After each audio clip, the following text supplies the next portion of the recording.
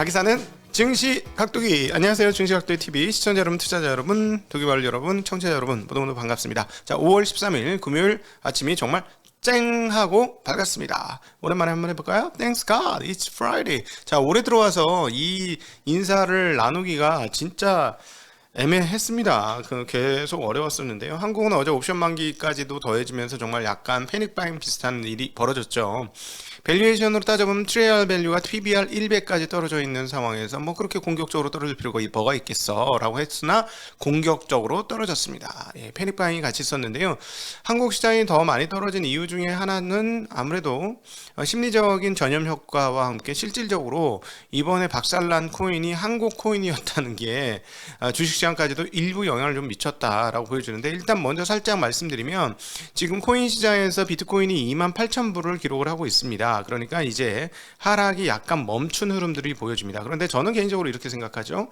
비트코인과 많이 보면 이더리움까지 정도만 정리가 되면 뭐 다른 건 어떻게 되더라도 비트코인 시장은 뭐 정리가 되는 것이다 라고 개인적으로 판단을 하고 있습니다. 그래서 이 부분에 대해서는 오늘 방송 후반부에 여러분들과 함께 저의 단상, 개인적 단상에 대한 이야기를 나누도록 하겠습니다. 자, 오늘 시장 분위기를 한번 살펴보도록 하겠습니다. 자, 먼저 finbiz.com의 그림을 한번 보면서 오늘 어땠는지 보도록 하죠. 예, 지수는 오늘 나스닥 지수 기준으로 뭐 다 아시다시피 좋지 않았습니다. 나스닥 기준으로 막판 1시간에 대역전극을 벌여서 이제 플러스로 마무리, 강보합으로 마무리되었고, 다우존스는 오늘도 빠지면서 6거래일 연속 빠졌습니다.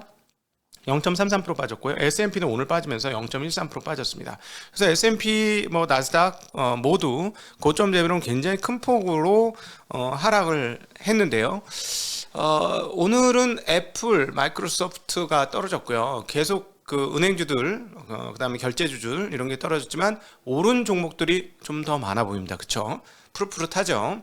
왼쪽 측면에 빨간색 떨어진 종목들을 빼면은 대부분 푸른색들이 조금 더 많이 포진되어 있다는 거 확인할 수 있겠습니다.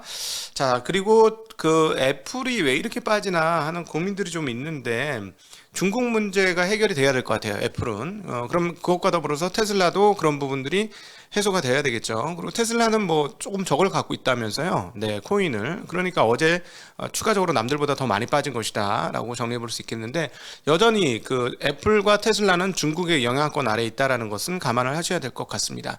중국이 셧다운이 저렇게 계속되면서 물류가 차질된 상황이 지속이 된다면 애플도 영향을 이제부터는 이제 본격적으로 한 달만 더 지나면 진짜 크게 받습니다. 자, 왜냐하면 부품, 제가 계속 말씀드리죠. 핸드폰은 언제를 기점으로 생산이 되나요? 네, 추수감사절이죠. 그리고 크리스마스입니다. 그렇기 때문에 매년 신제품이 추수감사절 직전에 나오게 되죠. 9월에 나오는 이유는 추수감사절 대목 때문에 그렇다, 이렇게 보시면 되겠는데요. 자, 9월에 만들려면 100대, 1000대 만들고 시작할 수 있는 게 아니잖아요. 수백, 수천만 대를 만들어 놓고 시작해야 되기 때문에 부품 발주는 언제부터? 네, 6월부터입니다. 6월부터. 자, 이제 그런 것들에 대한 타임 포트폴리오를 했던 것이 애플의 SE 모델이라든가 이런 다른 모델이었죠. 그런데 지금 다른 모델들이 지금 차질이 벌어졌고요. 이것들이 길어져서 6월 말, 7월 초까지 길어진다면 조금 심각합니다. 올해 장사에 상당히 심각한 문제를 일으킬 수 있죠. 왜냐하면 중국 공장을 제외하고 다른 밸류 체인들을 풀 가동한다고 해도 원하는 개수를 마련하기 어려울 것이기 때문입니다. 자, 이럴 때 삼성이 잘했으면 치고 나갈 텐데, 네, 어쨌든 구글도 도와줘야 되긴 하는데, 네, 어쨌든 자, 그러니까 이런 상황에서 테슬라도 상하이 공장이 제일 크죠. 네, 애플과 비슷한 상황에 위치해 있습니다. 그러나 애플보다 더 나쁜 상황은 뭐냐면 성장 각도가 빨랐다라는 거에서 레버리지가 역으로 작용할 수 있다라는 게 조금 문제가 되겠죠. 그래서 상하이 공장이 얼마나 빨리 재가동되는지 여부가 정말로 주가에 있어서는 중요할 겁니다. 그냥 뭐 장기적으로 보면 뭐 내년도 후년도 다시 정상화되면서 괜찮아라고 쉽게 얘기할 수 있죠. 그 부분에 대해서 그렇지 않다고 생각하지 않습니다. 그렇다고 생각하지만 주식이란 건 그런 게 아니죠. 그래서 투자를 하시는 분이 보유 편향에 빠지면 회사와 사랑에 붙으면 객관적이고 냉정한 태도를 잃을 수가 있다는 걸 계속 말씀드리고 싶고요. 투자와 그 회사의 미래상에 대해서 쩍 붙이지 말고 떨어뜨려서 냉정하게 사랑해라 라는 말씀을 저는 드리고 싶습니다. 그래서 이게 빨리 회복이 된다면 어쨌든 뭐 2025년까지는 거의 무주공산이에요. 지금 다른 회사들이 만들어 내지는 못하잖아요, 전기차를. 그래서 그런 측면이 있고요. 자, 그 오늘의 한마디 이제 이거부터 했어야 되는데, 자, 오늘의 한마디. 루나는 제2의 빌황이었을까? 오늘 좀 찹찹한 심정으로 이런 생각이 저는 들더군요. 자, 루나는 제2의 빌황이었을까? 네. 자, 오늘 현재 상황, 오늘 주가가 그렇게 크게 빠지진 않았습니다만 조금 피어 앤 그리드가 뭐 고장 난 것 같아요. 믿을 수가 없는 지표가 나왔는데요. 자, 피어 앤 그리드 볼까요? 네. 6. 16 아니고 6? 16 아니고 진짜 6? 6이 나왔습니다. 저건 뭐 정확한 지표 아니니까 제가 계속 말씀드리지만 저거보다는 VIX가 훨씬 더 명확하게 그 인간 심리의 공포감을 잘 반영해 줍니다. 지난번에도 말씀드렸지만 그 후로도 한 번 더 빠졌습니다만. 자, 근데 이제 VIX는 더 이상 말씀드렸잖아요. VIX 꼭지가 보통 지수의 저점 또는 그 이후에 일정 기간 지나서 저점이 나온다라는 말씀 드렸었는데 VIX는 더 이상 올라가지는 않고 있어요. 지금 그런 상황이고요.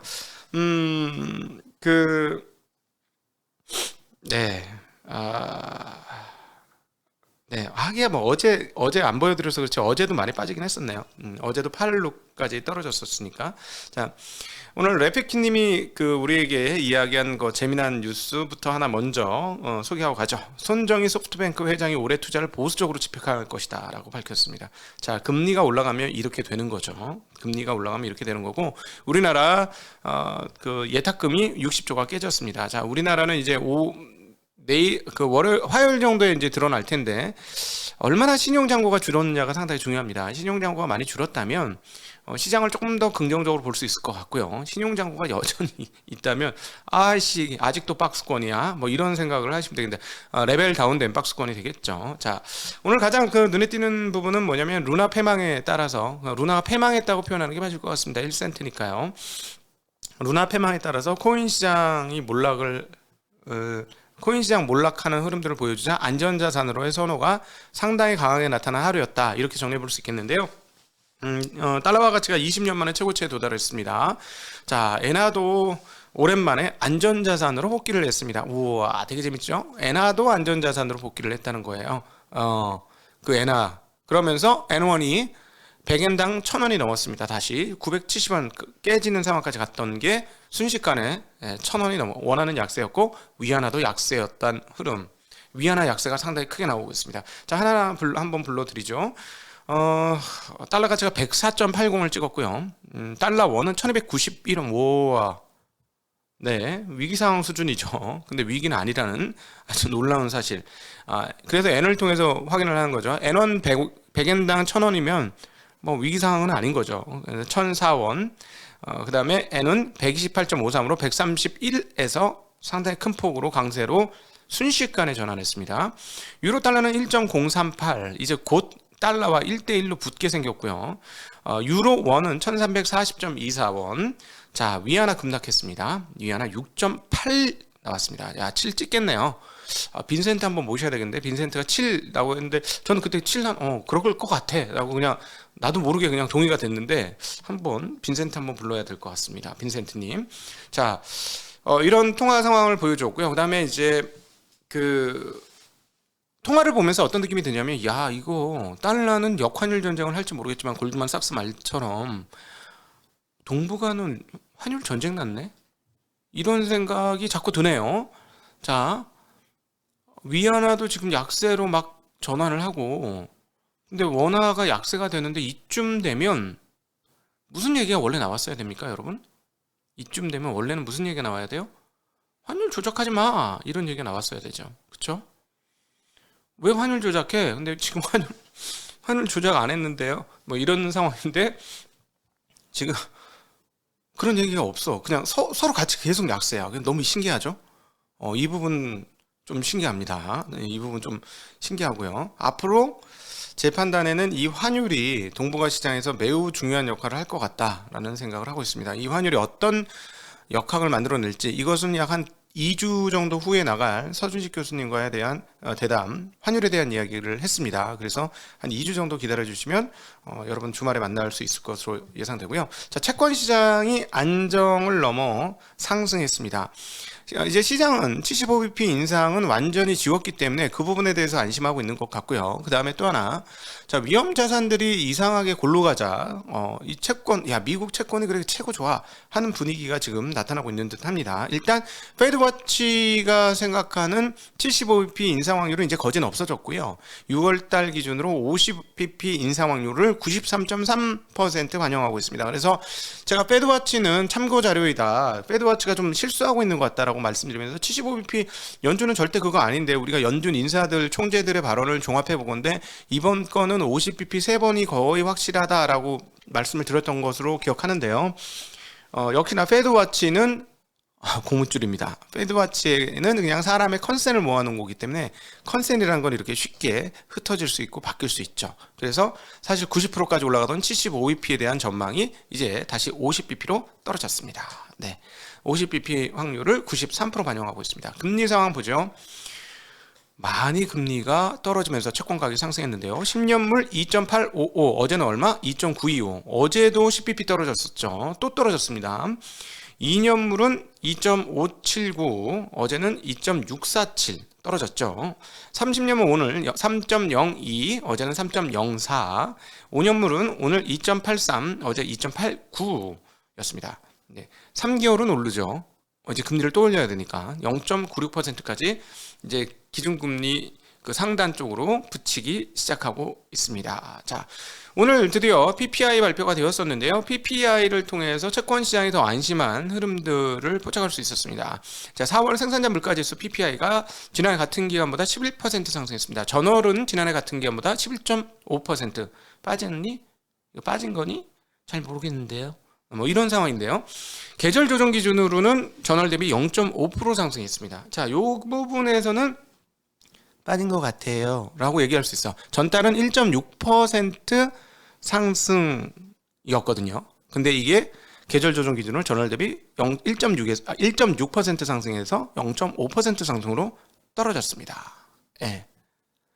아직까지 기본적인 단위로 피크아웃이라고, 인플레이션 피크아웃이라고 얘기하기는 좀 애매한데 세부적인 상황들이 좀 바뀌었다는 거예요. 4월 근원 PPI 볼까요? 전월 대비 0.6% 상승했습니다. 근데 이건 전달은 전월 대비 0.9% 상승했거든요. 이건 좀 떨어졌죠. 그리고 전년 대비로는 6.9% 상승했습니다. 전달은 7.1%였어요. 수정해서. 그러니까 세부 상황으로 가니까 이게 전월비는 좀 꺾이는 게 보이네 라는 모습이죠. 자, 그러니까 네, 인플레이션에 대한 우려는 조금 감했고, 그 다음에 연준의 금리 인상은 7월까지 50bp 3번 연타를 하고 그 다음은 한번 고려해 봐야 되는 상황이 같고, 그러니까 채권 시장이 좀 더 강세로 넘어간 흐름 확인할 수 있겠고요. 그리고 또 우리는 이미 중국을 통해서 공부를 하고 있죠. 중국의 PPI가 대략 4개월에서 6개월의 시차를 두고 미국의 CPI로 반영이 된다 라는 걸 봤고, 어제 중국의 PPI가 소폭 떨어지는 걸 봤다. 왕창 떨어지진 않았어요. 그러니까 인플레이션이 고원지대에서 구름 같은 낮은 구름으로 슬슬슬슬 내려가고 있지, 깎아지른 내리막은 아닌 것 같다라고 아직까지 중국의 PPI를 통해서 우리는 얘기해 드릴 수 있을 것 같습니다. 네. 자, 유가는 여전히 고공행진을 하고 있습니다. 쉽게 빠지지 않는 유가 나타내면서 WTI는 106.87로 소폭 올랐고, 코인의 대체 자산이라고 생각했던 금은 또 떨어지면서 1817불까지 떨어지면서 얘는 금은 아무것도 아닌 건가? 라는 생각이 들게 만들어줬고, 오늘의 원자재 가격은 대표적인 원자재인 구리가 2.8% 또 빠지면서 9,070달러대까지 상당히 큰 폭으로 떨어지는 양상을 보여줬고, 오늘 되게 특징적인 원자재는 이거 맞나 싶은데 미국 소맥이에요. 소맥이 5.2%나 올랐습니다. 네, 굉장히 많이 올랐고요. 네, 그 비철금속 중에서 혼조세인데 알루미늄은 조금 떨어졌고 팔레아듐과 니켈은 조금 올랐습니다. 그리고 오늘 그 기업들 중에서 굉장히 눈에 띄는 기업은 리비안이었어요. 리비안이 무려 18% 가까이 상승을 했습니다. 아주 폭등을 했는데요. 이는 실적이 적자를 냈는데 예상 적자보다 생각보다 덜 나쁘네 라고 하면서 덜 나빠서 폭등을 했습니다. 그래서 그런지 루시드도 13%나 급등을 했고요.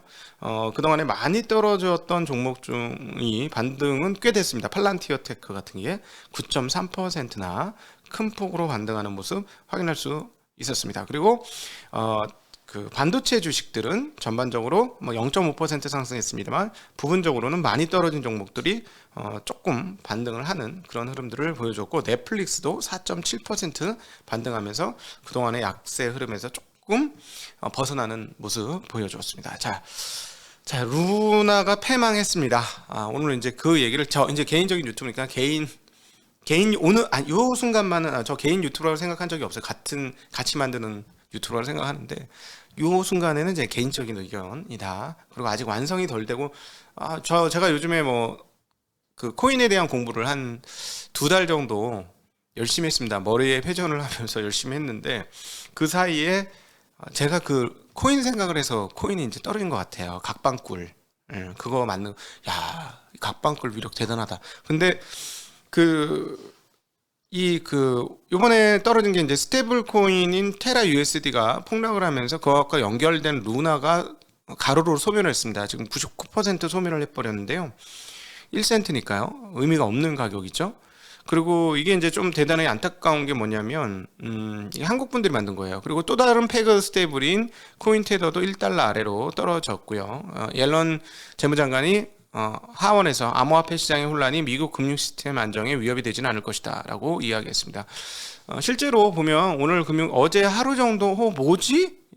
이거 뭐야? 뭐 이런 분위기는 있었습니다만 오늘 주식시장 입장에서 일부 이제 달러 가치 상승과 채권 시장 안전자산에 대한 선호가 좀 일부 있긴 했습니다만 이 부분들이 뭐 시장에 그렇게 크게 영향을 미친다라고 보기는 조금 어려울 것 같고요. 그래서 마치 찻잔 속의 태풍처럼 끝나는 분위기로 가고 있습니다. 그러면서 생각이 났던 사람이 빌황이었어요. 그래서 오늘 사실 시장하고 상관없는 오늘의 한마디를 이야기했죠. 루나는 제2의 빌황이었을까라는 이야기를 했습니다. 빌황이 한국 사람으로서 미국에서 정말 입지전적이고 정말 대단한 투자의 성공을 거두었는데 엄청난 레버리지를 사용하면서 그리고 또 중국 시장 몰빵 투자를 하면서 그 패가 까였다라고도 표현하신 분이 있습니다만 어쨌든 지금 와서 돌아보면 중국의 정책이 빌황의 포지션하고 정반대로 가면서 패망을 했죠. 빌황도. 근데 지금 이번에 참 어떤 측면에서 되게 안타까운 게 이 스테이블 코인 테라와 루나가 한국 사람이 만든 거예요. 그리고 시가총액 그 코인 시가총액 기준으로 굉장히 상위권까지 올라갔었고요. 그러면 이게 어떻다는 얘기일까요? 한국 사람들이 투자를 많이 했다는 얘기고요. 한국 사람들이 거덜났다는 얘기입니다, 지금. 그런데 뭐 루머로는 숏 당했다. 대규모 숏이 들어왔고 이 구조를 파악한 애들이 대규모 숏이 들어왔고 그것을 지키려고 하다 더 몰락한 그런 상황이다라는 이야기가 전달되어지고 있습니다. 한국 분들이 너무 큰 손실을 보셨을 것 같아서 너무 안타깝고요. 그러면서 생각하게 된 게 우리가 진짜 금융의 선진화를 좀 이뤄야 되겠다. 우리가 제조업이나 이런 역량들은 굉장히 뛰어나고 우리나라 대단한 나라 아닙니까? 후진국 또는 이렇게 전쟁 나고 이렇게 폐허가 된 국가에서 지금 선진국이죠. 실제적으로는 선진국 들어간 나라가 없잖아요, 전 세계에. 국뽕하려고 하는 게 아니라 저는 국뽕은 안 합니다. 냉정하게 그냥 말씀드리는 거예요. 경제 규모로는 확실히 선진국이다. 그런데 우리나라 금융은 선진국 아닌 것 같고요. 문화도 많이 이제 선진국 근처 왔다고 봐요. 그리고 사람들 시민의식도 굉장히 높아졌다고 봐요. 요즘에 옛날에 어렸을 때 걸어다니면 맨날 바닥에 껌자국 가득했거든요. 그런 거 없잖아요. 그렇죠? 굉장히 좋아졌습니다. 나라가 굉장히 좋아졌고 훌륭해졌는데 이 금융이 안 되는구나 하면서 너무 안타까웠어요. 그래서 오늘 개인적인 얘기를 드리는 건데요. 우리가 자본주의에 대한 이해를 좀 할 필요가 있습니다. 자본주의가 원래 전통적인 인류 역사와 같이 했던 시스템이냐? 그렇지 않다고 봐요. 그렇지 않고요. 자본주의가 본격화되는 계기가 어떤 계기였느냐라고 보면 결국 저는 주식회사의 등장이라고 생각하고 그 시점은 1602년도 네덜란드의 독인도 회사부터 시작한다고 생각합니다. 그리고 이 그 자본주의의 중심에는 누가 있죠? 그 전부터 있었던 유대인들 있죠. 유대인들은 쫓겨난 외국인들이고 이방인들이고 이민자들이에요. 이 사람들이 권력을 이렇게 어떤 패권을 잡게 된 것은 그들의 고난과 관련이 있다고 저는 생각을 합니다. 너무 어렵게 살았기 때문에 살 수 있는 방도를 찾다 하다 보니까 이렇게 된 것이고, 또 하나 중세시대의 중산층 업은 농업이었죠. 농업이 중산층 업이었어요. 그렇기 때문에 중산층 업에서 쫓겨났죠. 절대 누가 중산층 업을 이민자들한테 주겠어요. 이민자들은 안 줬죠. 근데 의외로 유대인들이 잡았던 그 일들, 고리대금업, 이런 것들이 사회를 원활하게 해주는 핏줄과 같은 역할을 해서 그들이 시간이 지나면 그 지역에서 가장 돈을 많이 가진 세력으로 변화하게 되죠. 그러니까 미움을 많이 받는 것이고, 미움을 많이 받겠죠. 외국에서 와가지고 시간이 일정 부분 지나면 자기네들끼리만 챙기고 그러면서 세상의 중심이 되어서 자기네들끼리만 뭔가를 하려고 하고, 그러니까 얼마나 믿겠어요. 그러니까 계속 여기저기 떠돌아다녔죠. 그라나다 반도에서부터 네덜란드로, 그리고 네덜란드에서부터 또다시 영국으로, 영국에서 미국으로, 최근에 막 중국으로 올라오고 하는데, 근데 이런 흐름들을 가졌는데, 이베리아 반도에서부터 쫓겨나가지고 네덜란드 오니까 야, 이렇게 살면 안 되겠다. 몽땅 다 잃었네. 어? 아람브라 칙령 아시죠? 아람브라 칙령으로 완전히 다 쫓겨났죠. 아무것도 못 들고 쫓겨났습니다. 그러니까 네덜란드 정착하면서 야, 이제 손실이 나더라도 부분적으로 손실이 나야 되겠다 라는 생각에서 동인도 회사의 주식회사가 등장한 거 아니겠습니까? 저는 개인적으로 그렇게 보는데요. 이런 그 시스템을 지금 400년간 중심에서 이어왔고, 중세 유럽에서부터 이런 문화들이 발달을 했죠. 그리고 온갖 시행착오들이 있습니다. 온갖 시행착오들을 여러 가지 겪었죠. 우리가 금융의 흥망성쇠를 보면, 역사에 보면 그런 것들이 많이 나옵니다. 근데 한국 같은 경우는 어떤 국가냐면, 조선 왕조가 말년에 좀 지저분했고 중간중간에 지저분한 역사들이 많이 있었고 답답했지만, 그러나 500년을 유지한 왕조였어요. 대단히 긴 역사의 왕조였죠. 지역적으로 고립이 되어 있는 이란과 같은 국가가 장기간의 왕조를 길게 뽑아내는 것과, 반도로서 해양에 진출이 가능한 국가로서 오랜 기간의 역사를 유지하는 것은 전혀 다른 차원이다라고 생각을 합니다.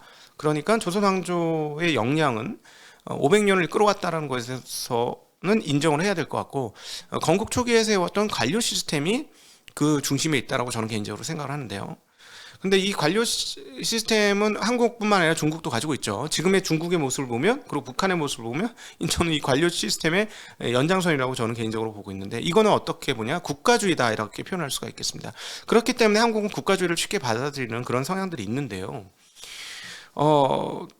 근데 이 자본주의 시스템은 상당 부분 민간 시스템이고, 개인과 민간이 조직과 국가와 밀고 당기는 관계들을 계속해서 형성하면서 그 과정들을 발전시켜 왔죠.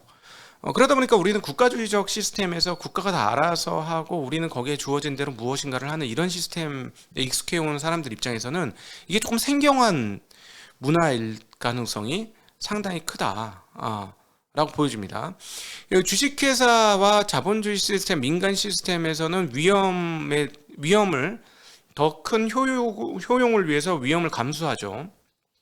이 시스템이 발달되어 있는 것이죠. 그러나 국가주의 시스템에서는 그 나라가 그냥 우리나라고 그냥 이 나라를 잘 이끌어가면 되니까 위험을 감내할 일이 별로 없죠. 그냥 이 안에서 관리를 잘하면 되는 거니까.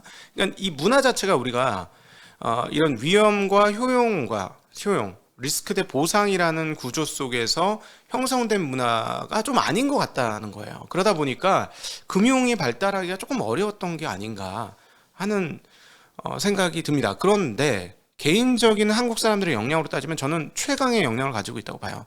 개인들 지금 해놓은 거 보세요. 지금 우리나라가 뭐 이렇게 최극빈국에서 선진국까지 된 것은 개인들의 역량이 뛰어났기 때문이라고 생각을 하고요. 이것은 유대인들을 충분히 뛰어넘는다고 생각을 합니다. 그런데 안타까운 것은 이 부분에 대해서 우리가 훈련을 받지 못했다는, 금융 쪽에서 민간 부분의 발전이 아직까지 역사적으로 짧기 때문에 그렇게 생각이 드는데, 금융에 대한 이해도가 좀 많아야 된다라는 생각을 하면서, 금융이라는 거는 개인적으로 그 근본적으로 시간이라는 개념을 깔고 있다고 생각을 합니다. 시간. 그리고 시간과 효용이에요. 리스크 대 보상도 있지만 시간 대 효용이라는 개념도 같이 깔고 있습니다. 그리고 또 하나 이제 그 이번에 루나를 보면서 정말 안타까웠던 게 기술은 발전하죠. 기술은 세상을 바꿉니다. 그러나 그 기술의 방향성을 정하는 것은 저는 사람들의 선호와 욕망이라고 봐요. 저는 안타까운 게 기술 중심주의 그리고 기술 패권주의 아니면 기술 최지상주의 만으로는 안 된다는 거예요. 예, 그것만으로는 안 되고 그 기술의 방향을 결정짓는 인간에 대한 이해, 인간의 선호, 인간의 욕망, 그리고 안정을 추구하고 안녕을 추구하는 인간의 그 어떤 본질, 이거에 대한 이해가 있었다면 코인 시장에서 한국인들이 진짜 제대로 영향을 발휘했을 텐데 하는 아쉬움이 굉장히 많이 남습니다. 그래서 오늘 개인적인 이야기를 조금 많이 드렸고요. 증시각도기 TV가 뭐 끝없이 모자라지만 부족하게 할 양이 없습니다만 부족한 대로 한쪽 부분에서 초보적인 신만 금융정사를 양성해내고 조금씩 금융에 대한 이해도를 높이는데 노력을 많이 해야 되겠다는 생각을 한 아침이었습니다. 금요일날 단상 한국 분들이 지금 사실은 한국 젊은 분들 나이 드신 분들도 꽤 하셨죠. 금액적으로는 굉장히 힘든 상황인 것 같아서 이런 생각 정리를 지금 아니면 언제 하겠습니다 해서 감히 여러분들에게 말씀드렸습니다. 이렇게 긴 시간 저희 이야기 넋두리를 들어주셔서 진심으로 감사합니다. 자, 오늘 금요일 순서 이렇게 아침 마감하도록 하겠습니다. 감사합니다. 안녕.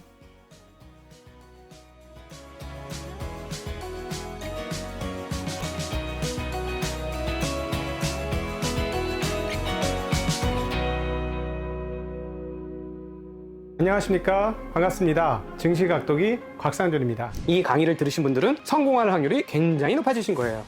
여러분이 투자하신 시간과 가치가 여러분에게 실질적인 노후를 보장하는 수단으로 돌아올 것이라고 저는 믿습니다. 이거 우리끼리 비밀입니다. 이거 딴 데 가서 말씀하지 마세요. 이런 강의하는 사람 거의 아마 제 생각에는 없을 것 같아요. 이건 실전을 해본 사람만 아는 얘기예요. 짠! 네.